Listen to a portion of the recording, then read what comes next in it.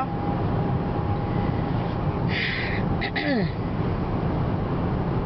As you can see, my voice is changing.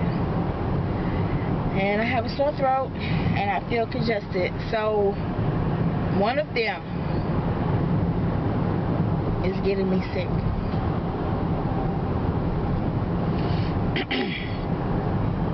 I try to take all precautions on not getting sick.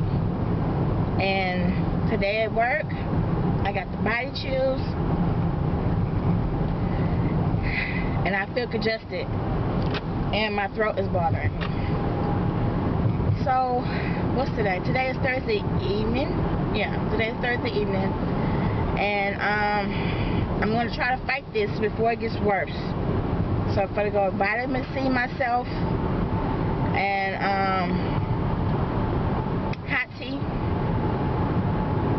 myself and try to rest because I do feel achy and tired. But I have an appointment this evening to go and see my barber. So I need my hair cut like really bad. Like seriously bad. And I don't know, y'all. I don't know. I don't feel good. I don't. But anyways, I was cleaning out my desk today, and I've been at my job 12 years, and I found this ring in my desk. I thought I lost it a long time ago, and actually now it's too small for my fingers, so I lost it a long time ago. But I found it cleaning out my desk today because I found out that I'm going to be moving. They're switching my office and I'm not taking my furniture with me, so I had to clean out all my stuff. And then of course when you're starting to clean out stuff and shifting papers and all that, dust starts to fly. So I think that's another reason why my throat and stuff starts to tingle and get a little sore, is because the dust that I was picking up in my office. Oh my God, some people just can't drive. The weather has changed also in Houston. This morning it was warmer, and then it rained around lunchtime, and now I come out the building, from being in the building all day, now it's colder. I didn't look at the news today to see what the weather was going to be like, so I didn't know that I was possibly going to need a jacket later on. But I guess I'm going to go get my hair cut. And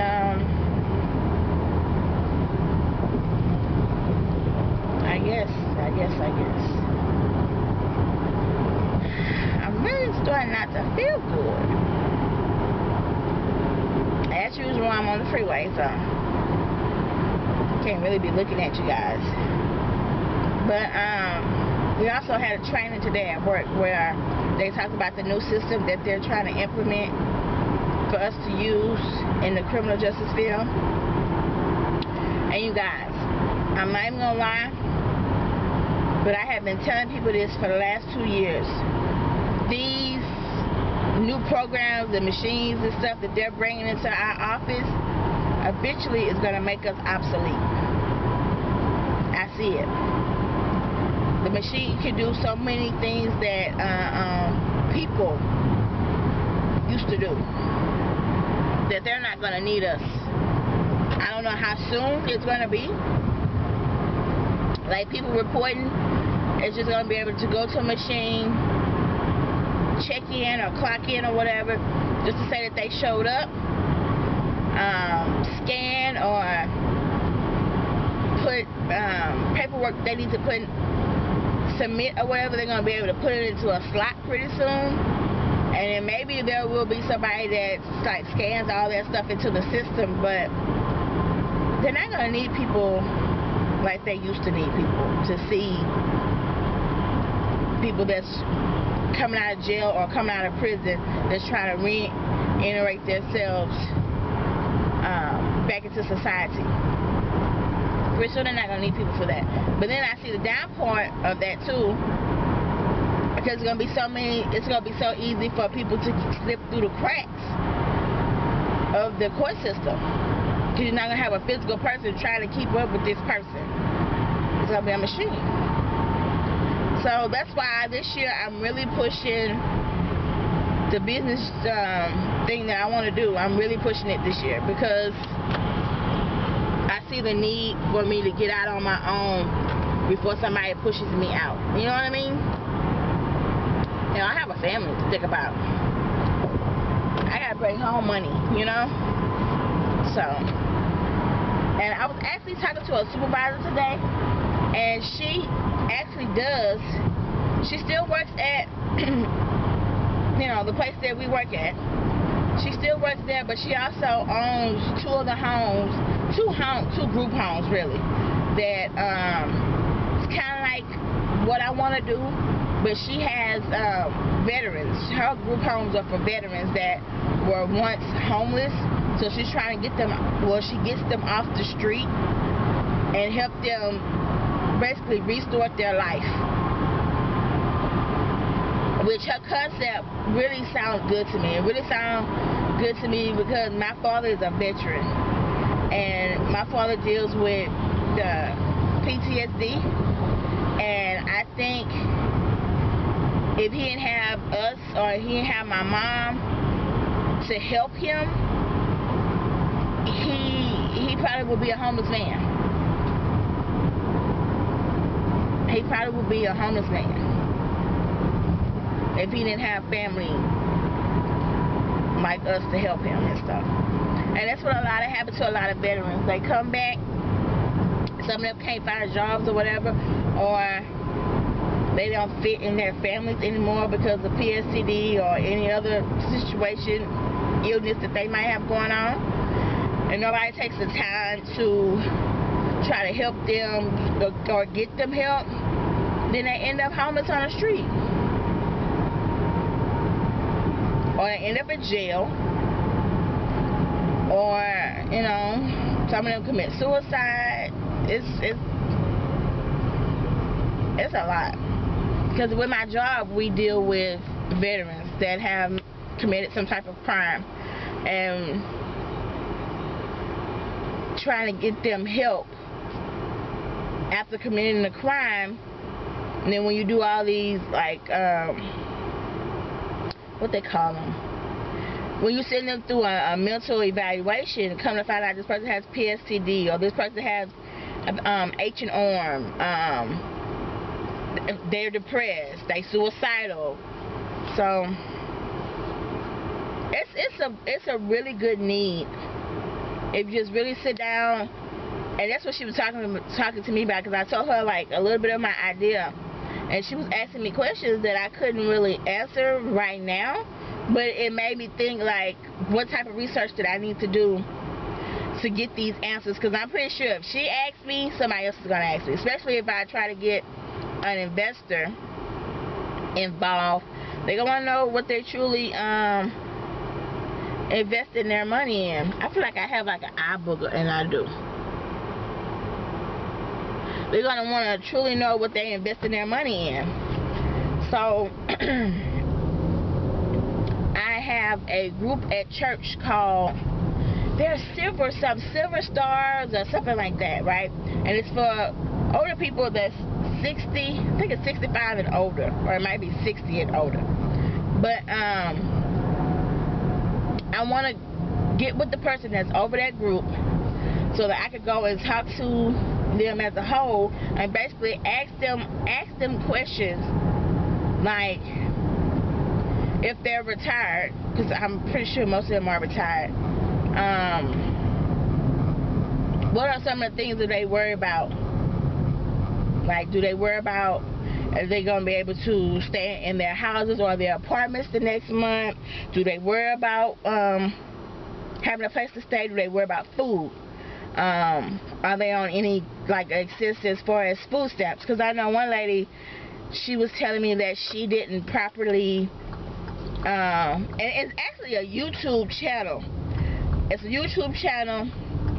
I'm gonna link it below, of this lady, and I have really been blessed by her videos, and all her videos are geared towards living real life on Social Security. And my bad, y'all. And she talks about how she only gets $15 a month in food stamps for food. And that really pisses me off to know that somebody that worked all their life, they only get $1,200 in Social Security, and they only get $15 in food stamps. But you see people my age having 3, 4, 5, 6 kids, and they getting $600 and $700 a month food stamps for their kids. Half the time they buy them horrible food, junk food, okay? They don't really buy food that they should be cooking and preparing, you know what I mean? And then they sell their food stamps. But somebody that's like 68, 70 years old, they only getting $15 a month for food. Like, how, that's so ass backwards to me.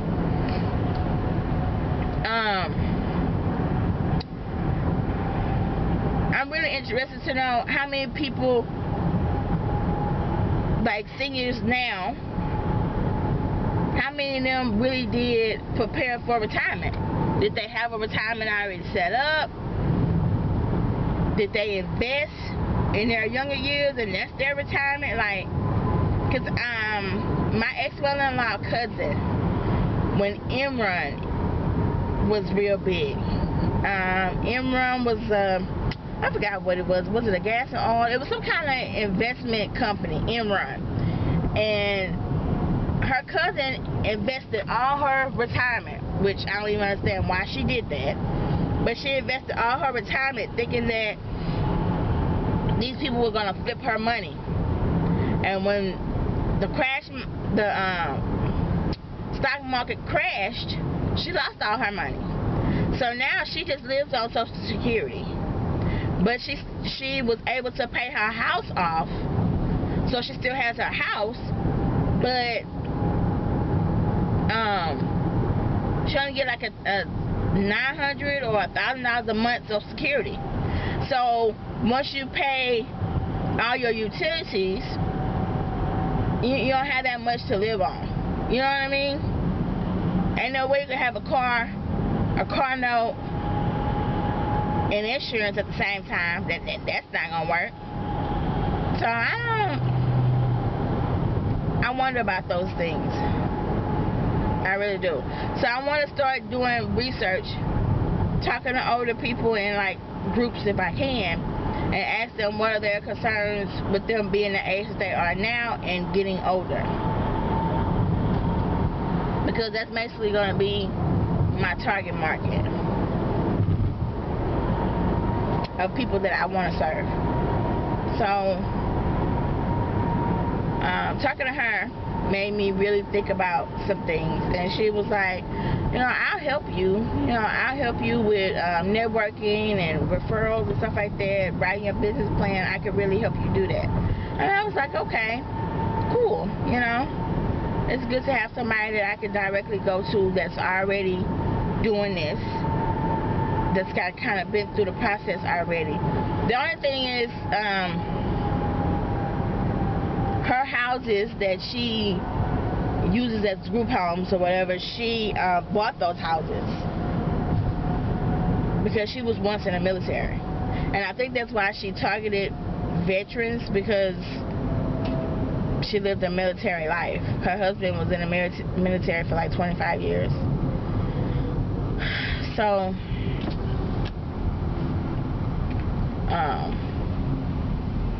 I have really been thinking, because I just do not see my job lasting much longer. And then they keep changing our job titles. So I don't know, y'all. Just keep me in your prayers. But I know I have to start I have to start my business this year. So which means I really need to get focused and not let other things get in my way and prolong what I'm trying to do. Because I never know when they're going to tell me your services are no longer needed. And people I work with, they like I'm so dramatic. That probably will never happen. But I don't know. I really don't know. And normally, I'm not too far off from what's going to happen. I'm normally right on it or real close to it. And that's what this older lady at work was telling me. And I was telling her how I felt about the changes. And she was like, well, you're normally pretty close, if not on the head. So if you feel that way, then stick with what you're trying to do. And then plus, this is gonna sound bad, but I wanna employ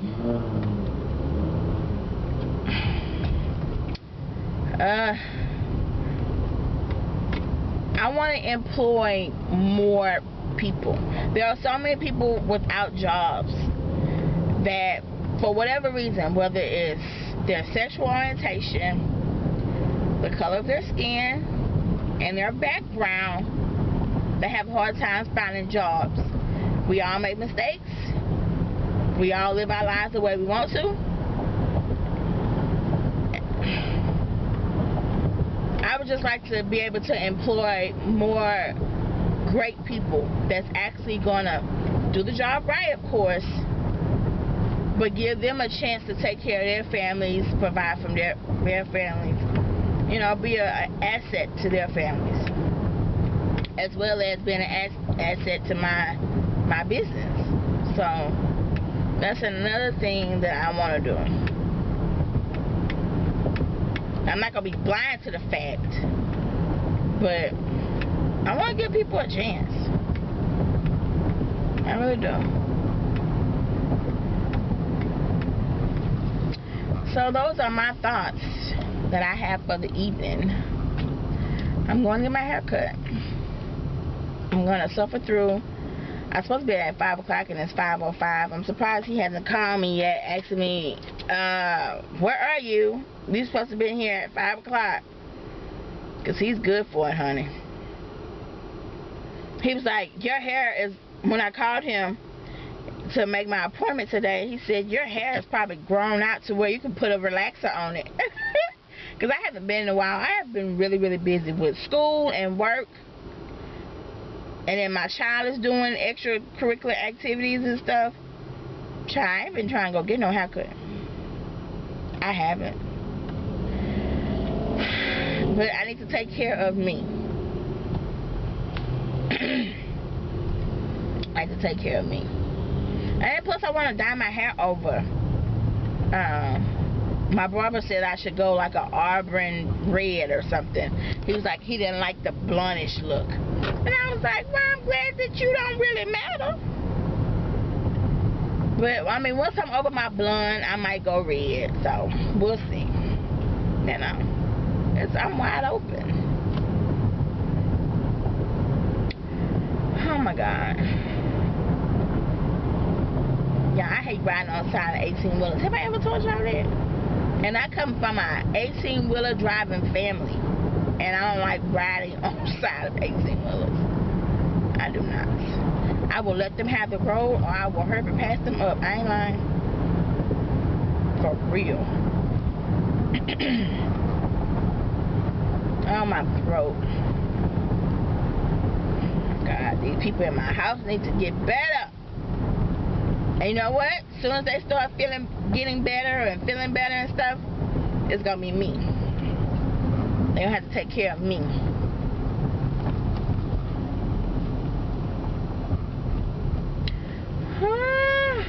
Why is it traffic? What's going on? It's normally not. It is normally not traffic. I would show y'all this traffic, but I don't want nobody thinking that I'm taking pictures of their cars or license plates, girl, people crazy. And then, you know, you can carry now, so I don't want nobody shooting at me because they think I'm taking a picture of them, chair. And I'm sleepy, and I have that paper to write that I was telling you guys about.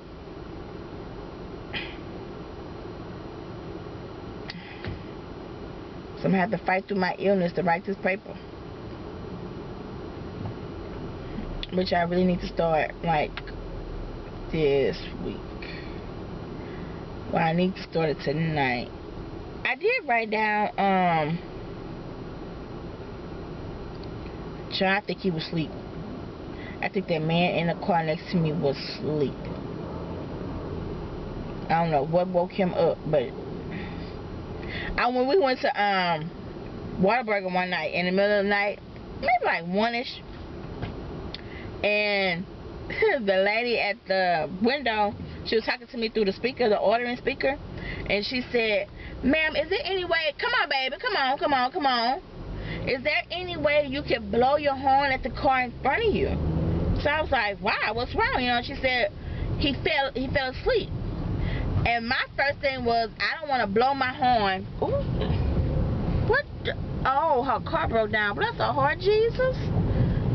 Ooh, but she in a bad spot, honey. She is in a bad spot. My first thing was, I didn't want to blow my horn, scare him, and then he takes off or something. You know what I mean? So I told her, I don't think that's a good idea for me to blow my horn. So then she comes outside, and then I don't even understand why the manager didn't come outside and do that. You send the worker. But she comes outside and kind of like, uh-oh. I told y'all he was going to be calling me. 1 minute, I'll be back. Alright, so sorry that our conversation got cut short. As you can see, it is nighttime now, and I just got my hair cut. My barber sponged it up for me. I hope you guys can see it. We will finish our talk tomorrow. I will pick up where I left off at. So I thank you guys for watching this video. If this is your first time viewing any one of my videos, you are welcome. Please subscribe and share me with your friends and family. And I will see you guys in the next video. Bye, guys.